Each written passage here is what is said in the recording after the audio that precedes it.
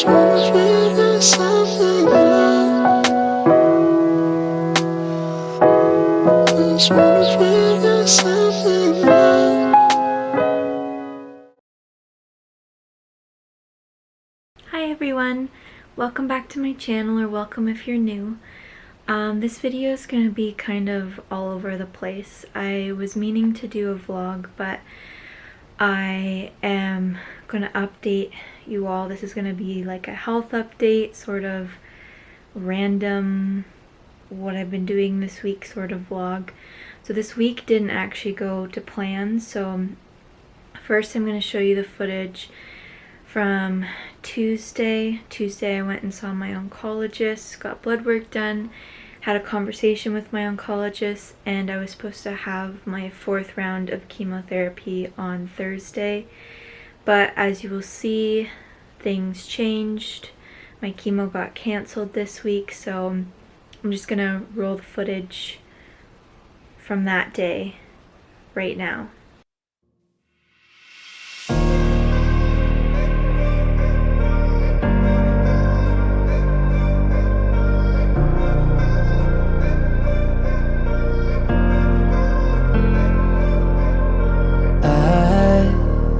Just lost my mind. Now I'm losing time. Can't sleep at night.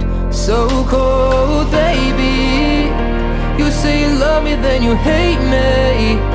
How do I let it happen? You build me up. So today is Tuesday. I had blood work this morning, which, as you can see, they had to do it in my hand because they overbooked the central line nurses, so I was going to be late to my appointment. And then I went and saw my oncologist, and I was supposed to have chemo on Friday, but I'm having a lot of like side effects that she said like she's never really seen people have these side effects for so long. Like usually you're tired the first week after, but I'm tired every day. I'm just like really frustrated, and I kind of want to cry because she said maybe we'll have to move the chemo so I get it every 3 weeks, so we might have to move it every 4 weeks, so that adds another 10 weeks to my treatment plan. That's annoying, but I just did a pulmonary function test and I'm gonna go home, have a week off again, I guess, and then hopefully things go well and I can do chemo next Thursday. My case is just very complicated, especially with the myasthenia gravis, so that's the update.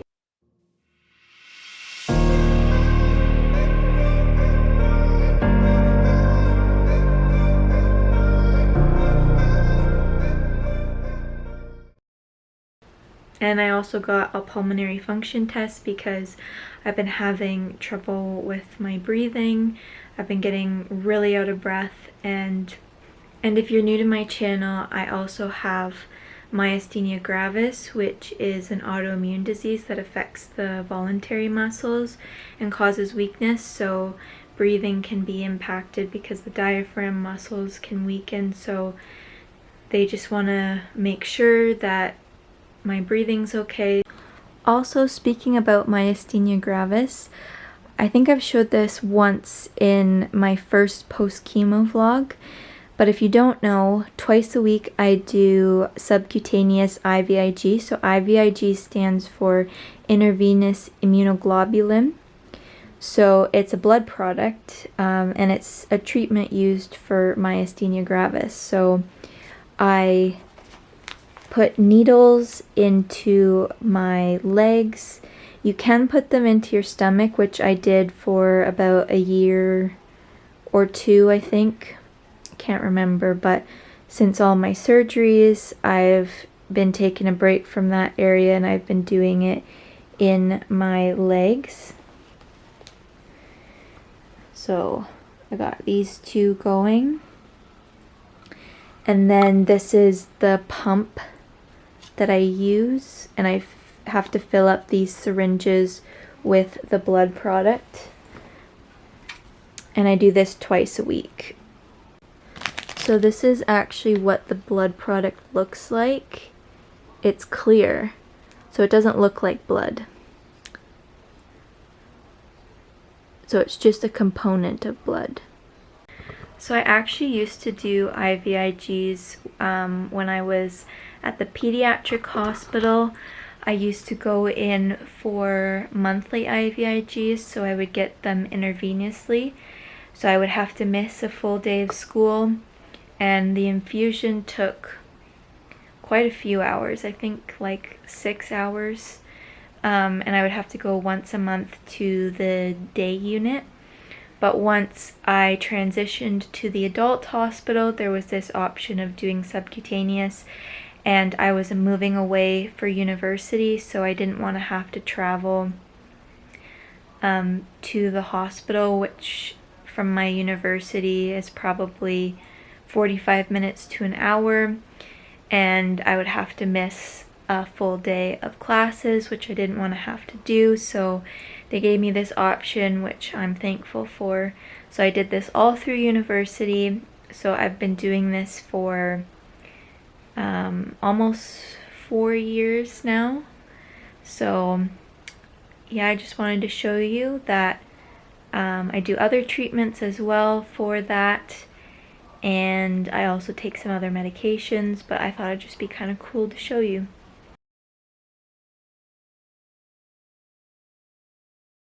Last clip, my chemo got cancelled because my body's not responding to the chemotherapy as well as they would like. I am experiencing a lot of side effects, especially fatigue. Now, my oncologist, she told me for my personal chemo regimen that I should feel the fatigue for the first week, and then most people get back to their normal normal routine the second and third week, and basically have a life in between chemotherapy. Whereas for me, I've been noticing so much fatigue, and it seems to go beyond the first week, and I'm just really struggling with it, and I'm not able to do things. Like, I went on a walk yesterday down to the end of my street, which is only a few houses, and I got exhausted from that. So I'm not even able to go on walks like I used to be able to do. I'm still trying to finish my degree, and it's taking me it takes a lot of energy out of me to do some work for my courses, which I don't think is normal. And I do understand that chemotherapy is really difficult and really hard on your body, but my oncologist is a bit concerned that my body may not be metabolizing the drugs as they should be. We were talking about the red cheeks and the burning, because my cheeks were burning hot, and she said she had never seen that from anyone that has been on that anti-nausea medication that I spoke about in one of my last vlogs, that said that that's a rare side effect. So she said for the next chemo, try a smaller dose of that drug and see if it works, but also they want to just check and make sure that my body's metabolizing the drugs effectively. So she's contacting my neurologist because a couple of my last blood works have shown an elevated liver enzyme, which I've been monitored regularly even before cancer with my liver function, because one of the medications I'm on for myasthenia gravis can impact your liver and cause liver damage. So if there's damage to the liver, then that could explain why my body's maybe not metabolizing the drugs as efficiently as they should. So yeah, it's just been a bit frustrating, and I have an extra week, so my chemo got delayed until next Friday. She's gonna call me on Tuesday of next week and discuss anything that they've found or anything that they've looked into to see if I can do chemo that week, but for now it's scheduled for next Friday. And I'm really just trying to like find things that bring me joy, things that, you know, really help my mental health, and just really trying to take care of myself in that way. I am also trying to eat healthier. For all of this, I was eating super clean, super healthy, because I was trying to manage my myasthenia gravis symptoms, and I was finding eating healthier and cutting out certain foods like dairy and gluten were really helping in terms of my myasthenia gravis fatigue, like my muscle fatigue. But when I was diagnosed with the cancer, I allowed myself to eat whatever I wanted, I hate using the word cheats, but having things with gluten or dairy, like those Krispy Kreme donuts. But I'm finding that I'm starting to feel like really bloated, and I'm just trying to experiment with eating a little bit healthier. I know since I started chemo, I haven't been eating as many vegetables, as many fruits as I'm used to, and I'm thinking that's also impacting me as well. And I'm not saying by any means that my diet is the reason why I'm having all these side effects, and that I'm essentially, it's my fault because I have so much fatigue. I'm not saying that at all, but I'm just trying to be proactive and do things for myself that make me feel better, because I know when I eat a bit healthier, I feel good about myself because I know that I'm taking care of my body. It's the same way as, you know, when you do like self-care, like you put lotion on, or you do your skincare, or you do a face mask. It's kind of like that, but more like internal. So I've been trying to drink some more smoothies, have more salads. It's getting to be summertime, so salads have been really appealing to me recently. And I am struggling with fruit still. I don't know, I guess my taste buds have changed and it's like really hard for me to eat fruit for some reason, but the smoothies are helping. And hopefully maybe that'll help me with a little bit of energy, but like I said, I think there's like some other things going on that they need to figure out, and I'm hoping that they do figure out. So I am going to probably insert the grocery haul now.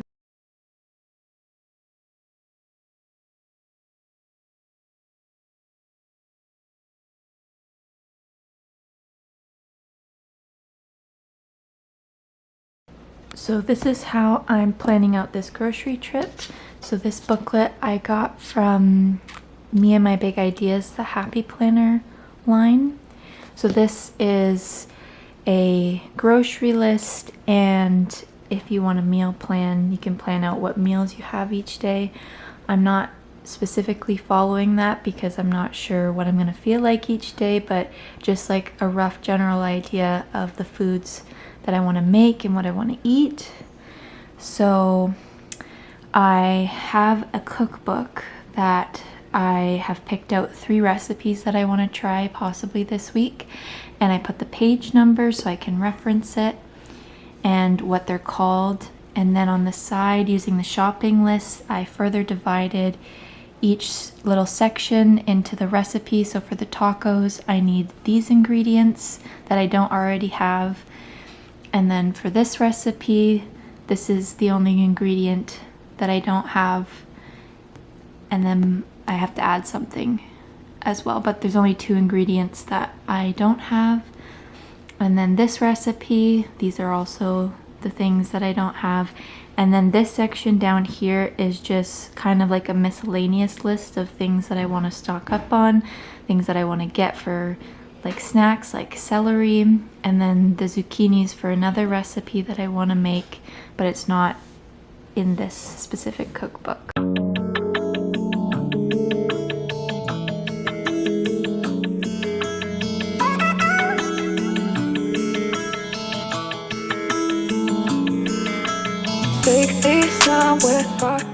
So first up, we got the fresh vegetables and a fruit. So we got some chopped kale for salads. gonna make some salads with some turkey bacon, these radishes, and I make a homemade dressing. And then I'll probably put some cucumbers, but we still have some cucumbers in the fridge. Then I got some carrots for carrots and hummus. And then a red cabbage, I got this for a recipe. And then I also put that in my salad as well. And to cut up the cabbage, I have an attachment for my blender. It's a food processor and it can chop vegetables, so that's what I'm going to do with that. And then I got these baby peppers. I like to cut these in half and put hummus in them and sprinkle a little bit of everything bagel seasoning on them. They're really good. I call them my little pepper boats. And I got some zucchini for a recipe. I'm going to make some zucchini boats with some ground turkey. I got a purple sweet potato for dinner tonight. I'm having pulled chicken, and then I'm going to have some purple sweet potato on the side. And then I got some celery. I never really liked celery before, but my uncle, one of the last times, I think my last chemo, he brought celery and hummus and gave me some, and I liked it with the hummus, so I'm gonna have that with the carrots. And then the cauliflower was on sale, and I got this huge cauliflower for the cauliflower taco recipe that I'm gonna try this week. It's a buffalo cauliflower recipe. And then we got some pineapple. I haven't really been a big fan of fruit lately. I don't know if it's the chemo, but I like pineapple, so got some of that. And then we stocked up on some of my favorite vegan cheese. This is the mozzarella by Farm Boy, and then the Parmesan by Farm Boy. And then we also got some ground turkey for those turkey boats. And then these are my favorite turkey burgers. They're cranberry and spinach. They're really good. It's barbecue season. And then we got these mild Italian turkey sausages. I like to have turkey sausages better. So we got those. And then we do charcuterie board nights every once in a while. So we got some of these chorizo bites. They're really good. And some Hungarian salami for that. And then one of my recipes called for curry powder, so we got some curry powder. And then I got some buffalo style hummus. This is really good. I'm going to put those in the peppers and then also eat the vegetables with that. And then I got some sun-dried tomatoes for one of my recipes. Stocked up on some pasta. These pastas are really good. I actually haven't tried the green lentil one, but I've tried some of the other ones. And the ingredients are really good. It's just green lentil flour and water. And there's 22 grams of protein in those as well. And then I got some green lentils for one of the recipes that involves the curry powder. So excited to try that. And then I got some unsweetened vanilla almond milk to try in my smoothies. And then today I had a genetics appointment this morning virtually. So they did some genetic testing on my tumor, and they found in my tumor a DICER1 mutation, which if you have a DICER1 mutation, it can predispose you and increase your risk for rare cancers. So I spoke with the genetics counselor, and she was saying that they want to do some blood work because it can show up, the DICER1 mutation can show up in the tumor, but sometimes it doesn't show up in the blood, so that doesn't necessarily mean you have DICER1 syndrome, which can be inherited from your parents or can happen spontaneously through development. They want to do some blood work, check the blood work and see if I do have the DICER1 mutation in my blood, in my DNA, and not just in my tumor. So she said that that's going to take a few months to come back, which it's a bit concerning because I don't want to pass this on if I do have this to my children in the future. And like I said, it predisposes you to a increased risk of developing other rare cancers. So she was saying that if I do have this Dicer1 mutation syndrome, that I would be regularly screened for rare thyroid cancers and screened for some rare ovarian cancer, which I'm hoping that's not the case, but also in the sense I'm thankful that they're doing these tests to make sure everything's okay, and if I do have that increased risk, they'll be able to have an earlier detection if I were to develop one of those cancers. As for the thyroid biopsy, I got my results today. My endocrinologist, she phoned me today with the results, and there's suspicious cells from my biopsy. So she called it lesions of unspecified significance. So from what I understand, what she was saying is that it could potentially be a cancer, and it could potentially be something completely fine. She didn't seem super concerned about it, as she said it'd be rare for it to be a cancer, but they can't rule that out. So in 3 months I have to go back for another thyroid biopsy, and that biopsy will be able to determine, I guess, if it is cancer or if it's not. So I'm also feeling mixed emotions about that. I know she keeps saying like not to worry, it's very rare, but I've been told that before. And I just feel like throughout this whole journey I've been told, don't worry about this, but then you have to worry about this, and it's not cancer, and then it turns out to be cancer. That's what I went through with my diagnosis with the cancer that I have. So I guess I'm not necessarily concerned about, not worried, I guess, about, you know, this suspicious thyroid situation being cancerous, because she did say if it was cancerous, and again she said it's very rare, very low chance that it is cancerous, but she said if it is cancer, it's easy to treat. Type of thyroid cancer, she said it could be, but I guess I'm concerned about, you know, having yet another medical condition, you know, will have long-term implications down the road. And you know, I really try to be positive all the time about all of this and everything that's been going on, but I'm gonna be honest, and I feel like it's really important to be transparent about this.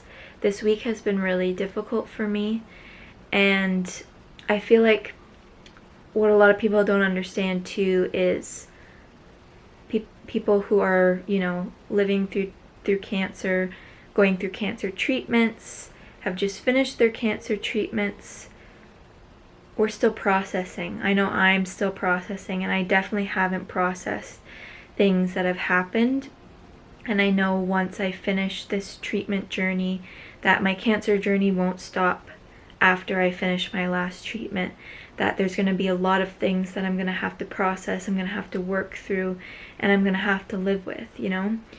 So yeah, so this week has been really difficult in terms of just feeling like I'm getting not necessarily bad news, but not the good news that I hope for, and that things aren't going as straightforward as they should be or as they could be.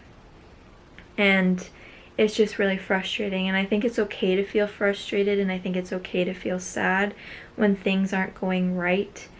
And it's not like I'm staying in this like negative mindset, but I just think it's really important to be honest about this, because yes, I am very positive and I do think positively most of the time, but there are days where, you know, I'll admit this week I've cried a lot. And it's okay to cry, because this is a lot. This is a lot for anyone to handle. And it's just been one thing after the other. I've been through multiple surgeries. I had a surgery in January, had a surgery in February, I had a surgery in March, I had fertility treatments in March, I started chemo in March. March was a huge month. Yeah, it's just a lot. So thank you so much for watching this video. If you liked it, give it a thumbs up. And if you're not subscribed already, do so by clicking that subscribe button down below. It really helps me out. And I am so appreciative of all of your kind words, all of your sweet comments.